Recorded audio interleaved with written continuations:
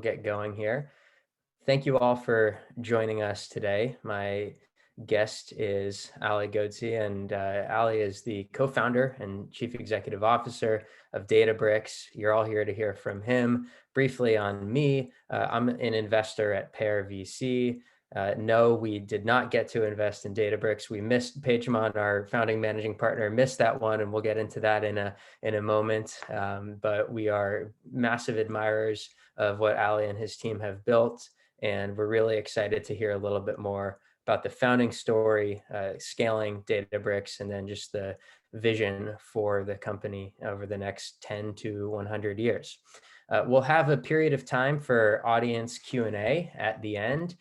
Please use the question and answer feature that's embedded in Zoom rather than posting in the chat. It'll ensure that we're able to see all of your questions, and we'll look forward to diving into those at some point as well. So without further ado, I want to welcome you, Ali. I'm not exactly sure where you're calling in from today, but thank you so much for joining us.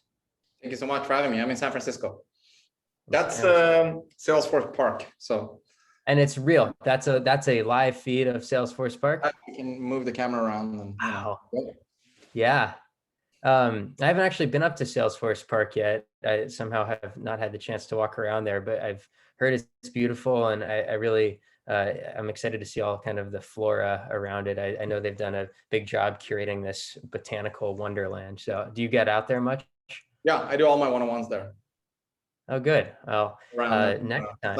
It's kind of funny. In Silicon Valley, you see a lot of other sort of CEOs and business executives that you know about going around doing their one-on-ones, and you cross them, while you're going up. So it's like, if someone taps what's been set up there, it's like all the business gossip in SF is happening right up there. Yeah, probably one or two, you have those rocks that are fake rocks that are actually speakers. You probably have some that are two-way. Somebody's trading on that information. Well, I wish I had known. I would have come up. We would set up a little studio in the park or something, but we'll have to settle for this. We're also appreciative of you joining, and we definitely want to spend some time talking about Databricks, of course, but more importantly, at the outset, we want to hear a little bit about your story. It's one that you've been generous in sharing many times over on interviews like this, and I'm sure that it's prompted all types of reflections. But for those of you who don't know, Ali's was born in Iran, went to Sweden, grew up there, attended high school or primary school there, and then came to the U.S. and so has kind of lived and operated in these three different worlds. But Ali, I'll let you kind of tell the story of how you made those transitions and the impetus for each, and maybe any influence that background has on you today, if you don't mind. Yeah, so it's pretty simple. I was born in Iran, sort of upper middle class family, and not unlike many other Iranians. In the beginning of right after the revolution, so 1984, when I was 5 years old, we had to sort of flee on a short notice, and we ended up in Sweden because that's the only country that would provide asylum generously to refugees. All around the world. My parents actually wanted to come here to the US or to UK, but the doors were closed. So, beggars can't be choosers. So we went to Sweden. And the interesting thing for me was, it wasn't planned. So suddenly, we were sort of, pretty wealthy family in Iran, and moved to Sweden, and suddenly we have no money, and we're kind of, in a different environment. So, first 2 years, my parents were like, we're just going to go back to Iran. We don't want to stay here. So we actually ended up moving a lot between sort of dorms. My parents found out that, you could sneak in and live in these dorms that students live in. So it's like, it's my dad, my mom, and, my sister. We're in this tiny dorm with shared kitchen, and there's like 20-year-old students attending university, like looking at these folks, right, who don't speak the language. And, we soon got evicted, and, and this kept repeating itself. Like they kept evicting us for 2 years from place to place. So that's kind of how it started. And then eventually we found a place. It was sort of in, kind of rougher neighborhoods in Sweden, not so great. And I grew up there. And so it was a big transition from going from in Iran, being really well off, getting gifts all the time and so on, to suddenly you move to an environment where, it's not the same, availability of resources, and just neighborhoods are rougher and the friends are different and so on. So I grew up there with that background. Eventually, I transitioned into academia, and I got hooked into computers, started programming, and they come to the academic world. That's a different world from the world I grew up with in Sweden. And I decided I need to be a professor. That's my mission in life. So I got a PhD. I got a professorship in Sweden, and I visited Stanford in 2006. And I thought, I don't like this country here, United States. It's too much traffic. It's highways. I think I wanted to buy a pair of socks. I went to Stanford Mall and it was like $20. I was like, Jesus Christ, this country is crazy. So, but I did visit Berkeley for a short seminar in 2006, and I just loved it. And I said, if I get an opportunity to, come visit Berkeley, I will definitely do that. So 2009, I got the opportunity to come to UC Berkeley for 1 year visit and work with the professors there. And it was just amazing because the timing was perfect. This is just about the time when they didn't know how to make computers any faster. So around 2005 to 2010, computer speed stalled. You could no longer double the speed of a computer every 18 months. So basically, you can't buy a supercomputer anymore to solve your problems. At that time, Twitter was running on a giant machine with massive amounts of memory. All of the tweets were going through one single server at Twitter. But no more. So basically, industry hit a wall, and it's called Moore's Wall, and they had to make a transition. So data centers became the new computer, and this is the perfect time when I came to Berkeley, where this new computer has arrived. It's almost like 1960s.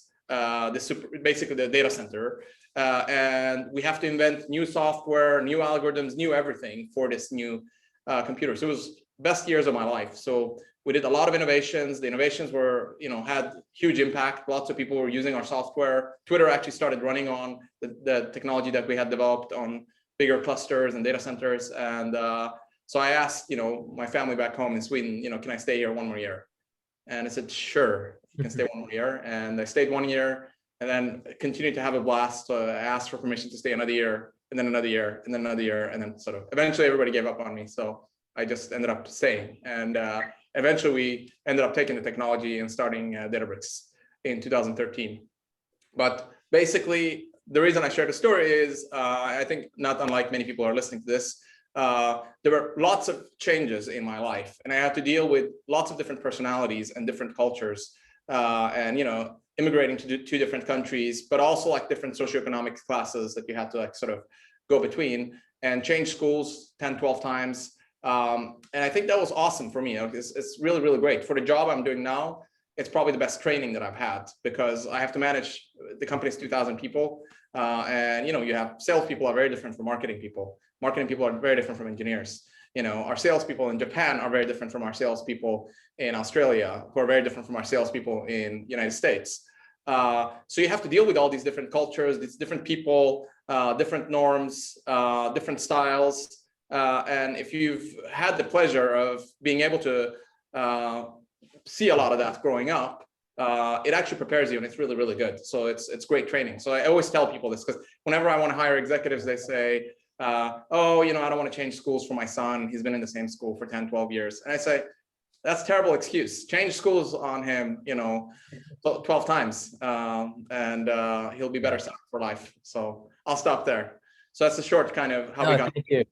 Yeah, you covered a lot of ground, and I was going to ask you about changing schools. I think in my notes I had 9 times, but I guess it's probably even more. And then that's before you include all of your graduate work, maybe, and I'm including the universities also. Okay, yeah. Most people do 10, 12 years of school total. You've done 10 to 12 different institutions before even coming to Databricks University, as it were. I'd love to ask, rewinding back to the early days of your life, a lot of people, will ask you about leaving Tehran and kind of landing in Sweden. And I know you were young, but so I want to invite you to share, what's the happiest memory you have of Tehran? And it sounds like, you had this beautiful house looking out over the city, and it's a life that your parents created a better life for you, of course, by leaving it. But had things gone differently, I'm sure you would have loved to stay. And and also there are happy memories that you retain. And I think it's really important that we all have those to hang on to. So I guess I want to ask you, what's yours?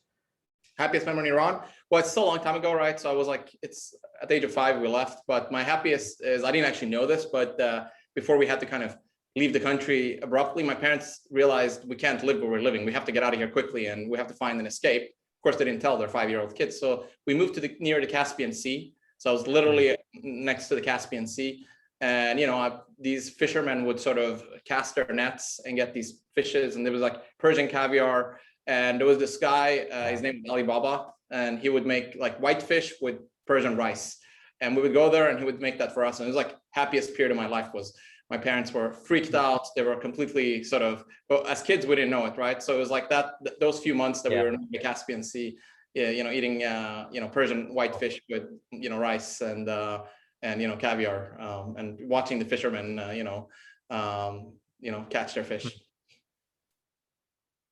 Well, that's a segue into a question that I usually ask at the end, or that my partner Pejman usually asks, which is, what is your favorite Persian dish, and does that still retain the honor?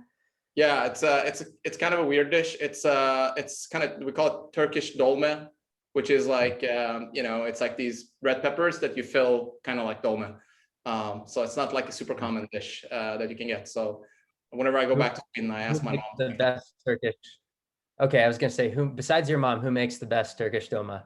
I don't know how many people do that. I mean, I don't know how common this dish actually is, and it's like a, Persian, Turkish, Azeri kind of a thing. So, that's the one I like, because, you can't get that in the restaurants. So it's like, it's a scarcity thing. If there's anybody in the audience eating it.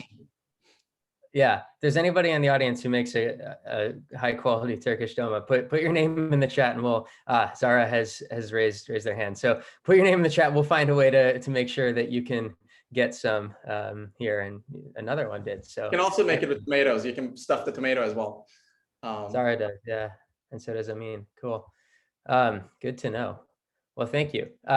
So I want to kind of fast forward a bit to just, you're working with some incredibly talented researchers, some of the pioneers, of distributed computing and stuff in the late 2000s.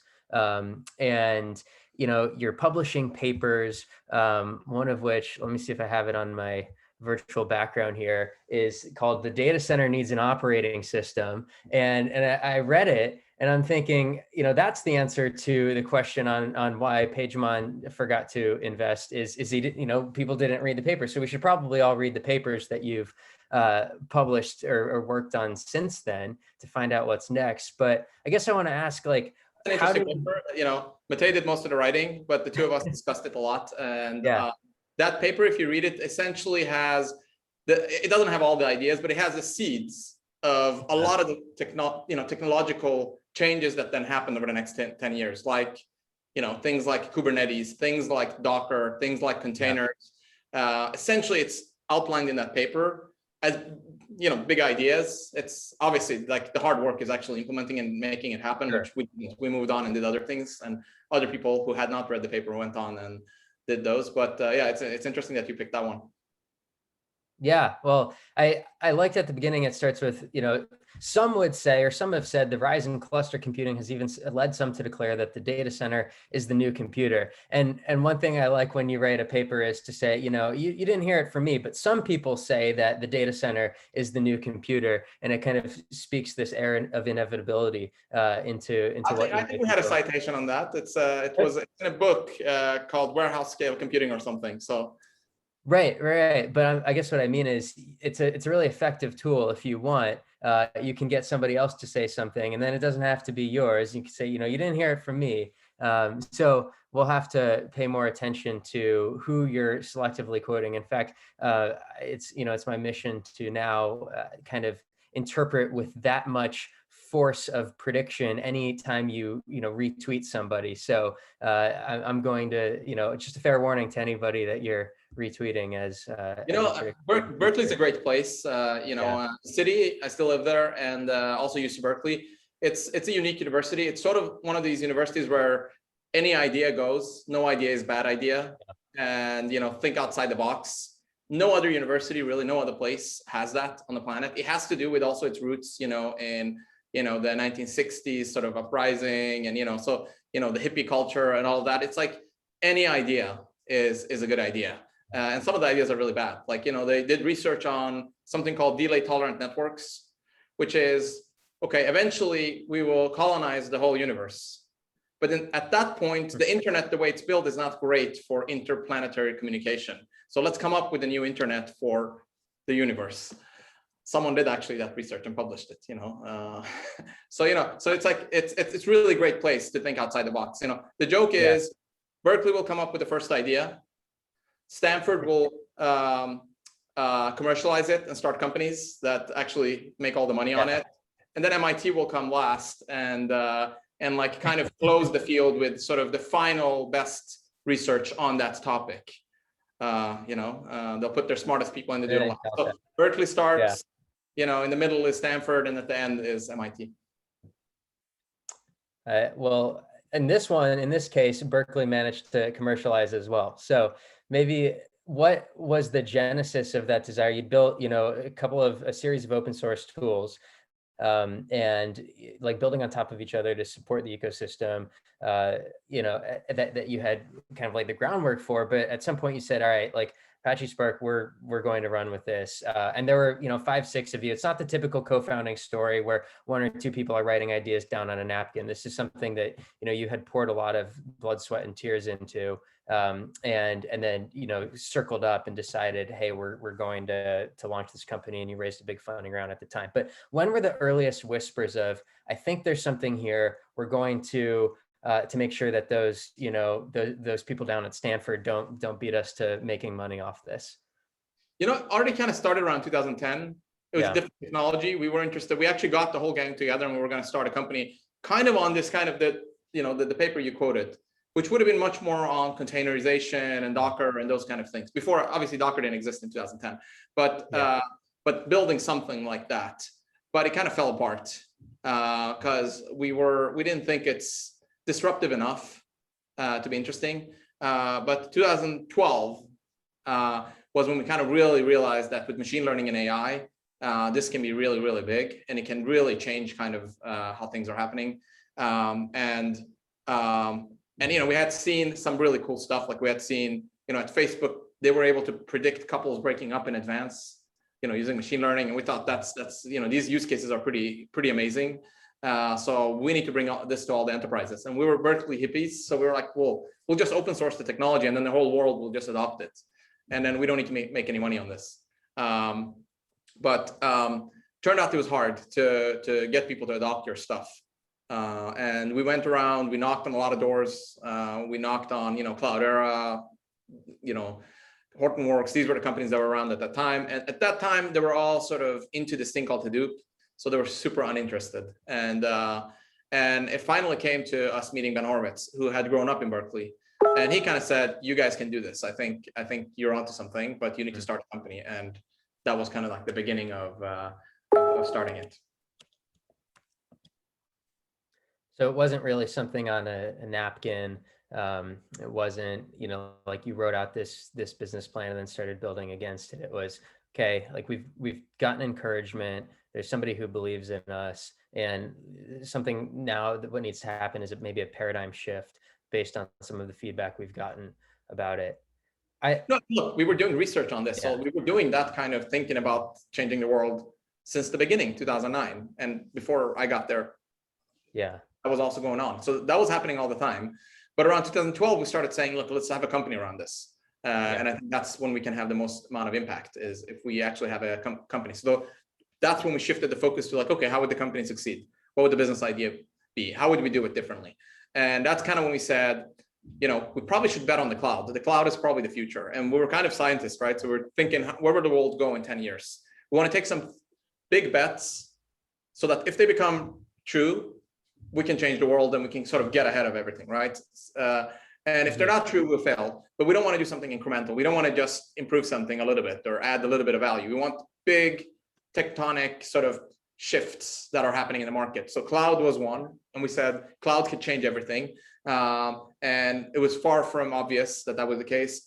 Machine learning and AI was the second one. We said this kind of technology, right? The predicting the breakups. If everyone could apply that to the data they have, that's going to be huge. And the third one was monetizing it with an open source model in the cloud. Very few people had done that at the time. Really, the only company who had done it really effectively was AWS, Amazon Web Services, and people weren't paying that much attention to it in 2012.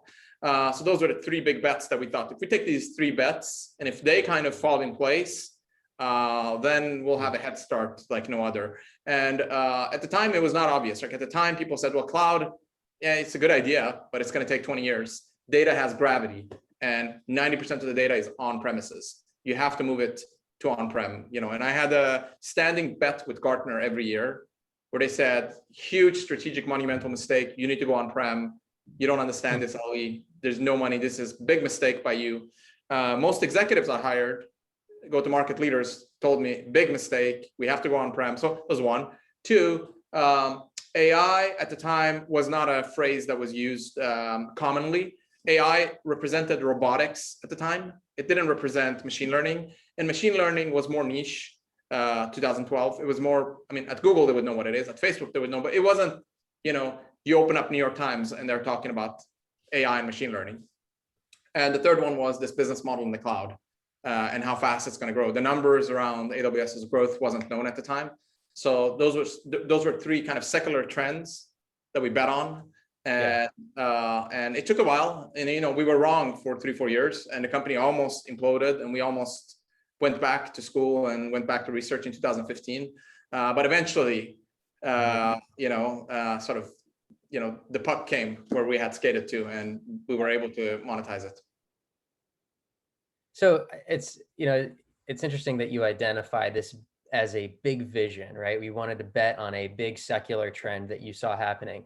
And I have noted that in past reflections on this, you said your vision was to sell the company one day for $100-200 million. And you thought that would be an outstanding outcome. And one characteristic that I see of a lot of, early stage founders and even investors is it's not that they think too big, it's that they think too small when evaluating opportunity, market size, whatever it might be. I used to work at Bessemer, and in one of the bathrooms in the Bessemer office, they have all these deal memos plastered on the walls. And I was looking at the Shopify one day, and the best case scenario for Shopify, they said, well, we'll be as big maybe as 60% of Yahoo's e-commerce presence. We'll have, most of the stores that are on eBay will have. And now they have something like 20 to 30 times that. And these are people who are making the bull case for investment. And maybe you couldn't have predicted that Databricks would be valued at $30 billion as of, recently this year. 28. Yeah, I'm rounding up. Higher when you go public, I'm sure. But I guess, Ali, like, was it ever a question that this would be big to you? Or was it, well, we think that at a minimum $100 million, or was that truly, I guess you said it wasn't obvious, but could you ever have imagined that you would be wrong on the upside? No, look, we had big vision from the beginning, always. And frankly, even bigger than we have today. Like, I remember in the very early days when we were planning it out, we bet on the cloud. And then someone said, well, should we build it on Amazon? And we said, well, we'll start with Amazon, but eventually we can build our own cloud, right? Why would we leverage Amazon? We build our own cloud and we'll be the main cloud. So definitely there was some big thinking from the beginning. But it is true also, we didn't think it's going to be that valuable. Like, there was both of it at the same time, right? There was we were thinking big all along. I do remember for Series A, actually for Series B, when raising Series B, we went, and I think we were at Greylock or Sequoia, I forgot which of the companies, like one of these, like, Excel or one of the venture firms were there. And as you said, there were all these plaques on the wall, like, this company sold for 200 million. This company sold for 50 million. This company sold for and I remember we turned to each other and said, this really sucks. Like, these people, they're bragging about failures. Like, these are all failures and they're bragging about it. Like, that's awful. We don't want to be like those companies. So definitely there was an element of, big thinking, but did we know that it's going to be a $28 billion company? No. And do we know we were going to get this far? No. And were there lots and lots of moments? I mean, as I said, in 2015, we almost threw in the towel and gave up. So it's both sides of it, and I'm sure all entrepreneurs feel that way. I meant to ask too, a lot of us measure our achievements by the valuations or successive step-ups in valuations, and you want to, you think you can make a plaque around that sort of thing, but that's of course not indicative of the full value that a company will bring to the world. And so I guess I would ask you, if you were to put plaques on the wall at Databricks office for not for your successful funding rounds or potentially an exit or going public later this year or in the future, what would those plaques look like? Like, what are some of the milestones that would merit their own plaques on a Databricks office wall? Yeah, I mean, that's a good question. I mean, in general, the company goes through 3 phases, right? There's a product market fit phase, which isn't binary. I know some people say it is, it's not. So I would say getting really customer adoption and getting people to start using it, just using the stuff and finding value in it. We didn't know how to charge them for it. There were data scientists. I remember going to Jawbone and we made them super successful with a use case. And then we asked them, can you pay us and they said, we can't afford it. And we said, well, look, can you pay us $10,000? Said, no. It's $1,000. No. And then at the end of it, I remember they said, can you also shut it down? And we said, no, you can keep it, use it for free because it doesn't cost us anything. I said, no, because it's costing us at Jawbone $5 a month and we don't want to pay that, So, but they were using it and they found value in it. We didn't know how to monetize it yet, but it was valuable. So I think product market fit and getting lots of data scientists that love it and spend a lot of hours every day in our product that we had built, I think that would be maybe the first plaque. And that was probably the first 2-3 years of the company. It takes a while to find that thing that really works. I think the second plaque would be when you start, now you have product market fit, scaling the business and getting kind of the revenue to be predictable. How do you go from the super, the technical founders who understand the stuff and they're the best salespeople in the company? How do you do that? Go from that to hiring a salesperson in Texas who doesn't care maybe that much about the company and they don't really understand the tech that deeply, nor are they extremely passionate about it. They're hoping they can sell a lot and make a lot of money. How do you teach them how to sell your software? And they go to an oil company in Texas who's not super tech savvy, it's not Silicon Valley, and they sell to them and you make $1 million on that. Then you got the scale motion. So now you can start scaling it. So second plaque would be when the revenue, I would say 1 million ARR. When we got to that, we already had a repeatable motion then. The rest was just, the next few years was just about spreadsheet exercise of hiring salespeople and getting coverage and hiring managers and, upping the game on demand gen and those kind of things. So that would be the second plaque, I would say. Third one I would say is when we started so that's the second phase, is you start scaling the business. The third phase you hit is, and by the way, I should say one more thing, around that phase also, when you start scaling that plaque, is usually when you hit 150 employees, 200 employees, which is also called Don Burr's number. And there's a paradigm shift that happens in your company when you go from 150 to 100 people to bigger scale. You can no longer keep everything in your head. You can no longer remember the names of everyone. You can no longer know everything that's going on. So you have to actually start managing through process and through other people. And you need to actually reconfigure your whole enterprise. So that's the second plaque, is that kind of scale. The third one is, I would say you hit 1,000 employees. And now a lot of it is actually around optimization and leverage.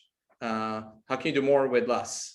And how can you really run processes and make sure that the things, in the beginning, you don't care, you just add more people and just do more. And it's fine, and things aren't perfect. But there's cracks here and there, and things are not working super well. And there are some issues, it's not perfect handover from sales to marketing, perfect handover from engineering to product management to marketing and so on. There's issues, but they're fine. It's not end of the day. When you get to 1,000 people, those small cracks, they become gigantic sort of issues in your company where the different people in the different departments, now it's coming to a screeching halt. And the machine will just stop. The factory will stop producing output. And you have to start optimizing it, putting processes in place. Operational excellence becomes more important.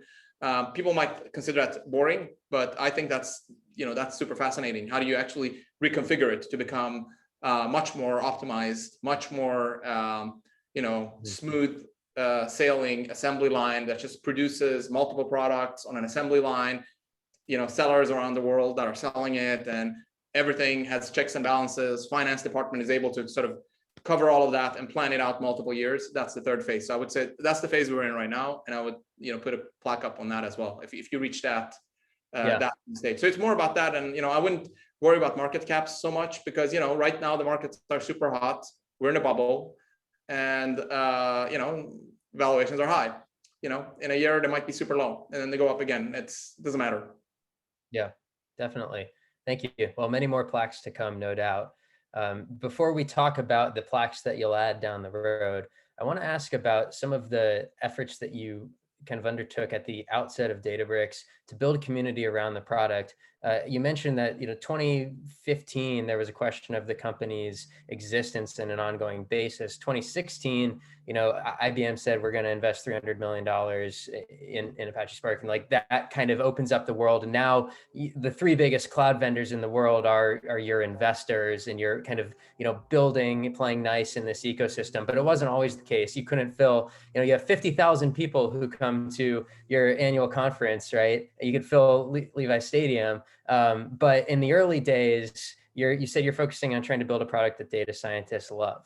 What did you do to make that happen? I mean, you're academics, you're empathetic by nature, right? You meet with students and things, but what were you doing? How were you listening to your early users? What advice do you have for the people here as they go about those early stages of getting a product into the hands of people who will be enthusiasts and then evangelists? Yeah, look, we basically had all the engineers, all of the original folks that joined Databricks, all the PhDs, basically, all of us went to customers. We just divide and conquer. So, I started with our first customer was Conviva, and I spent a lot of time there. And I watched the data scientists and I asked them, like, how do you want to use this? Why don't you like this? How are you doing it today? And we kept iterating super fast, and we kept doing releases all the time. So it's kind of the whole, MVP, lean management, lovable products, and super fast iteration, just getting them hooked. And we didn't even have any pricing or anything in mind. We didn't know how to monetize it, but we knew that data is super important. Machine learning is going to be super important to the enterprises. They want to do this. There's an appetite. So we were just iterating, building it, going back, rebuilding it, giving it back to them. The cloud model ended up being a great idea for us because it let us release the software super fast and iterate on it, as opposed to like doing a release every 2 months and go and installing the software and so on. We would go back, iterate on the software, release it the next day, call the customer or the non-paying customer and ask, how's this? Like, oh, it's awesome, like, love it, but this is kind of weird, can you do this for me? And we just kept iterating, and we had all our product people do that. Actually, all of our engineers were directly what you would today call sales engineers. That's what our core R&D team was doing. They were covering the accounts, and we were going out there and working super closely and iterating and building it. So that's what that phase was about. It was very rapid iteration. And listening to the customers and making sure that they really love what we're building, tracking the data and so on. So that's what it was. And I think there is a problem because I think a lot of VCs come in and say, hey, what's your numbers like? What's your ARR growth? What's your revenue? What's this? What's that? How many leads are you getting and so on? And honestly, that's completely irrelevant at that phase. You're just looking for a lovable product that people love. So those metrics don't matter. Or if you get a sales guy, how much did he sell, or she? Is it $1 million, $2 million? Doesn't matter. Do you have a product that a market loves? Once you have a product and you have a market that loves it, then comes the issue of how do you build a channel between the two? So a sales team that can deliver that and you can start growing that channel. But first you need to have a product that a market loves before anything. That's the most important thing. Nothing else matters. If you don't have that, you're dead. And a lot of people get ahead of the game and they start, because frankly speaking, there's also pressures from the investors.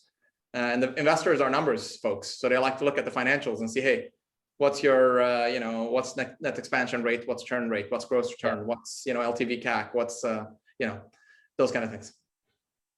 Do you feel like there's a little bit of the same challenge as you expand now internationally? Like, do you have to find people?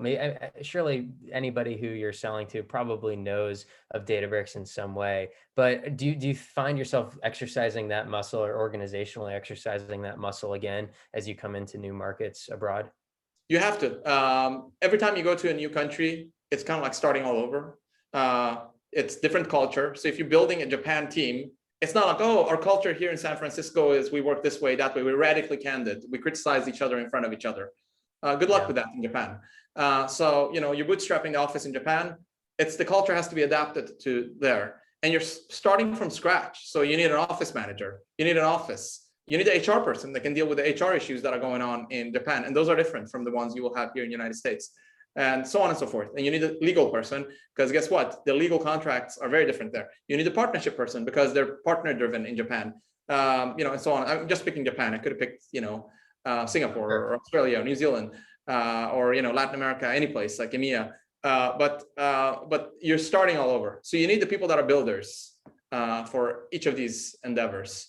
And markets are also, when I said you have a product that fits a market, it's actually not binary. There are many, many markets, and there are many sub-markets. Gigantic enterprises are different from mid-market, from SMB, and they're different. European companies are different from American companies. Actually, they buy differently. They have different requirements and so on and so forth. They're not so much into the cloud. There's GDPR and so on. So this iteration on the product has to continue if you want to be successful. So you have to continue finding people who can build while also finding the people that can scale, and then finding the people that can optimize. And it's typically different people because the skill sets are at odds with each other. It's hard to do all of them. When you're starting a company, a lot of it's roll up your sleeves and do it. But when you're optimizing the company, actually, you should not roll up your sleeves and do it. You should figure out what's the process that will fix the problem permanently. So it's different mindsets. So yes, you have to keep repeating. You're never done. It's like it just continues as long as you're expanding. Thanks. To the audience, I just want to say in a few minutes, we'll transition over. I'll go through some of the questions that you've submitted. So please continue to use the Q&A feature if you have questions for Ali on building Databricks, on what he likes to do for fun, because that's certainly not an answer I could find on the internet, and I'm sure you have fun. I'd love to hear audience questions, and we'll make sure to get to those in a few minutes. I want to turn a little bit to the vision that you have for Databricks and for this becoming an enduring 100-year company. You observed, somebody observed with the endorsement of a retweet. So I take that to be immutable fact and future prognostication. But 90% of people, somebody said, this was another investor, don't know what Databricks is. Everybody knows Clubhouse and is talking about it. Just had a $1 billion valuation. Databricks came in with a $28 billion valuation. I thought 90% is not knowing what Databricks is generous of the general population. And so then I went back and I looked and I thought, in 2012, Instagram sold to Facebook for $1 billion and everybody was freaking out about that. And the same year, Square took in a $200 million later stage round at like a $3 billion valuation. Now, Square is a $100 billion company, $115 billion company today. Instagram, maybe if it were its own company inside of Facebook. So it's possible that both Databricks and Clubhouse will be massive companies down the road, but arguably Instagram is a much more of a household name than Square. So, is it important to you at all that Databricks is in any way a household name, given what you do, or are you content to power just a whole host of AI and like advanced computing, like massive data set applications in the background, without necessarily being something that if you walk down the street, somebody will say, hey, that's you. I interact with your product on a daily basis. Is that even in the consideration set that you have for your vision for the company's future? Well, I mean, look, if you're in this business, depends. There's two answers to that, right? I mean, as you're hiring people and as you're selling to enterprises, of course, the brand recognition is important. Me personally, or the founders, of course, we don't want to be recognized, right? We don't want it to be everywhere, right? There's no benefits to that. But in general, it's enterprise software. And the examples you're giving are consumer, and consumers, you need billions of consumers, and then you monetize that just a little bit, right, per consumer. Whereas enterprise is different. It's big deals, and you're working with the enterprises. I like enterprise innovation much more than B2C. I would never go into B2C personally. But yeah, I mean, so the goal is not make this super recognizable. We have completely different goals. What we're trying to achieve is completely different. So recognition is not, though it helps when you're hiring people or when you're selling to customers, and we do marketing for that reason. Yeah, definitely. And I guess the observation is you can have the fanatical love for the Databricks platform as somebody might have for building a business on top of Square, even if Square is B2C in some way, it's like B2 small business. You can have that fanatical love from the people that, it matters to love your company. and everybody else can be on Instagram and Clubhouse, and that's okay. I note that you now spend a lot of time on Clubhouse. So you're in fact, today I think you have a discussion this evening. You do it with Ben Horowitz. So what, like, on one side of building a company, there's the building a company. On the other side, it's, despite what you said of we don't want to be recognizable, you maybe do become a little bit more publicly known and put yourself out into the public sphere a little bit more. What's that journey been like for you? Was it a conscious decision? How's it been so far? I mean, certainly everyone here appreciates that you've made that choice to share and reflect on everything you've gleaned through the years. But maybe it wasn't your first choice, and I'm curious how you've been finding it so far. Well, I mean, first of all, I don't think we are that recognizable, right? Because it's enterprise software, people don't actually know of us, and I think that's awesome. And to the extent people do know, I think, I mean, that's the price you pay for the success of the company. Like it's just the way it is. So it's just par for the course. The Clubhouse thing, the way it came about was there's an email list on A16Z where all the CEOs, it's called CEOs at A16Z or something like that, and the entrepreneurs would ask questions, and I would answer these, and Ben would answer these, and then it became a thing, and then people said, look, this is all, we want to do more of this. So we said, why don't we do a show where we can geek out on these things? Like both Ben and I love, honestly speaking, we actually like the profession of how do you manage people, how do you build organizations, organizational theory, culture, those kind of things. We actually like that. I mean, we just love it. Even outside of Databricks and A16Z, it's a topic we're passionate about. So the show is, us just geeking out about that. So it kind of sounds like, if I'm hearing you correctly, so for those of you who don't know, Ali's been a professor at Berkeley for some time. I'm not sure when you've taught what the most recent course you've taught. I saw CS 262A with one of your co-founders a couple of years ago. I'm not sure if you're actively teaching anything, but we finished end of December, that 262 again. Yeah. Great. But on Zoom. On Zoom, yeah. So maybe though, when we return to classrooms or something, we should be looking for you to teach, organizational leadership, entrepreneurial management. Do you think you're going to be teaching MBAs before too long?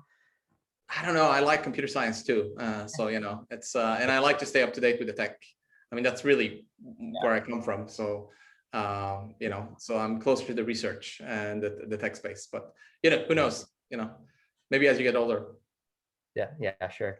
One question, kind of with an academic tint to it. So, it's popular in the world of kind of like postdoctoral research and kind of like graduate programs too. If you're a thesis advisor or something, to list all of your PhDs or your postdocs on the website. And so you're certainly, a star alum in Seyfriedi back in Sweden on his website and webpage. And then some of your co-founders have like other PhD students, just that they're highlighting on their own, kind of web pages. Now, Databricks itself, like arguably has been a PhD program to some of the people who've worked there for, a number of years since its founding. And so if you were to say, like, these are my PhD students or postdocs in Databricks University, who are those people, just broadly speaking? What characterizes them as people who've been along the journey, who were not necessarily co-founders, but you feel like this insane amount of pride for? What characterizes them? Like maybe what did you see in them when you brought them onto the team? And maybe what are your aspirations for them as they go off and become the, Databricks Mafia years down the road? Yeah, I mean, literally every year I give a leadership talk, and I give a leadership talk to all the employees that join.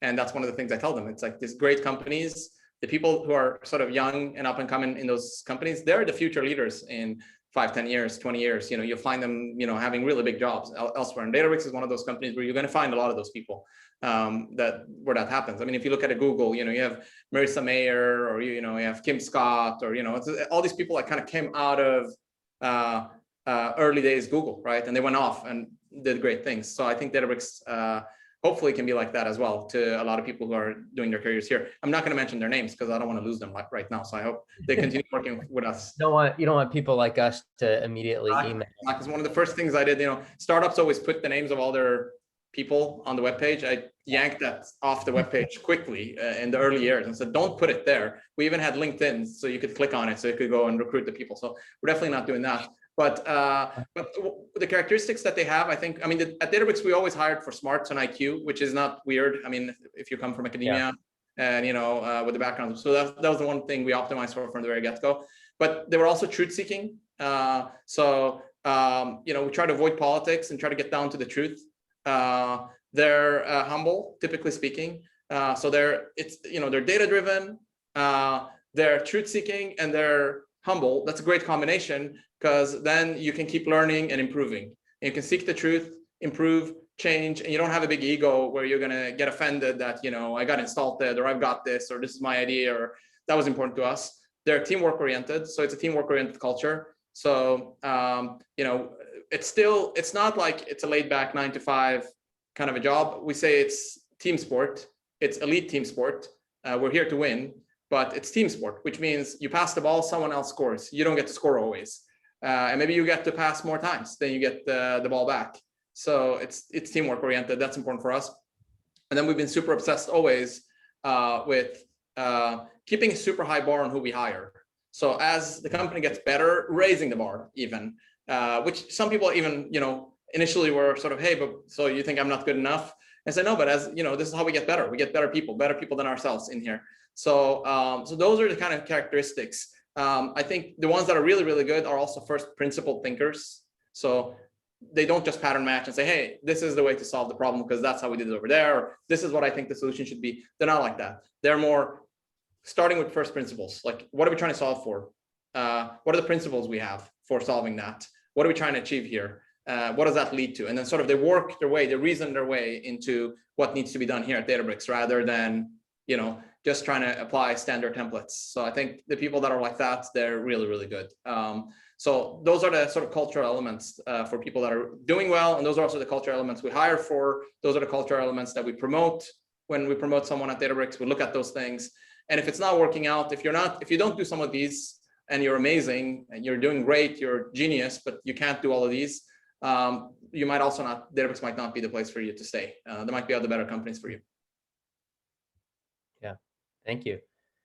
Well, we'll look forward to post IPO years down the road after everybody has contributed and trained their successors to ensure the continuity of Databricks. Well, we really look forward to seeing what all of those data-driven, truth-seeking, humble, first principle thinking Databricks early employees go on to do. I mean, that'll no doubt be part of your legacy. So Ali, I want to turn it over to some of the questions that we've been getting from the audience. So Farhad came in and asked, do you have a mentor today? I'm sure you have many, but so you don't have to name names or anything, but maybe you can talk about like how you engage with your mentor network today and kind of what you seek to gain from that support network as the leader of a 2,000 person organization. Yeah, unfortunately, I never found like that, there's like people have coaches, exec coaches, I definitely interviewed some. I never could work with them. I kind of felt like it doesn't work out. So I don't have like a person I like kind of go to and, but when I do things, I do have questions. I try to seek out the experts in that field and I, pick their brains, So if it's a sales oriented question, I know a lot of great salespeople out there, sales leaders. Many of them retired. They don't want to come back and work at, at the company again. They make too much money. Call them up, ask them, what do you think about this? What do you think about that? And then, they'll say, oh, this is what I think. That, do you know who would be the best person to answer this question? Who's like, oh, there's a guy who actually, he was a genius in this, but he's like in his 70s now. He's in Hawaii. Okay, you call that guy up and you pick their brain, right? So I like socializing, asking as many people that are experts. And I like reading books. There's a lot of great books on any topic, honestly. So consume that. And then apply first principles thinking yourself and think it through yourself. It's actually not that hard, if you just go through it. Most things have pretty simple solutions if you just go from first principles. I think people tend to overcomplicate things and, they think problems are so hard, but it's actually not that, So I don't have go-to mentors, but there's a lot of people I respect and, I'll, hit them up, I'll ask them what they think and, I'll take their inputs, and then oftentimes I don't do what they advise me to do. But that's just you have to make decisions yourself. So yeah, sorry, I'm just not. I haven't been able to crack that code, to be honest with you. Well, I mean, as any good founder does, you see a problem or a glaring inefficiency, which is you haven't been able to find a good mentor. You'll solve it and hopefully mentor others. And I have no doubt that you're doing that.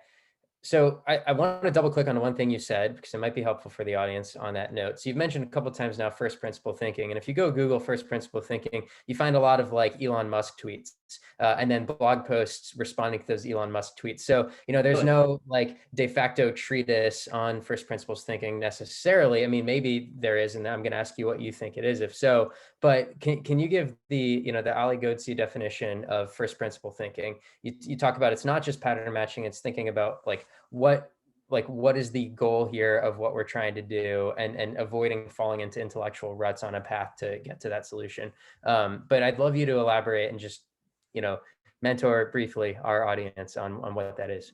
Yeah, I mean, look, it's very simple. It's not just blindly applying templates that are out there. You can definitely take this too far too, right, and fail at it. But if you look at great companies out there, they actually don't follow the standard templates. They're kind of weird, idiosyncratic, special cases, all of them, right? If you take Netflix, doesn't give you any equity. They just give you lots of cash, and they pay you huge salary. And they say, if you like this company, use that money to buy our stock. And that's not no HR leader on the planet is going to tell you that's how we do things. Nobody does it that way. And then they have the cultural principle that we like to we'll let you go, we'll fire you if things are not going well, and you should be proud of that, and we'll give you a huge severance. That's not the normal way you do things. If you look at Amazon, the way they pay equity to their employees, you vest 5% the first year.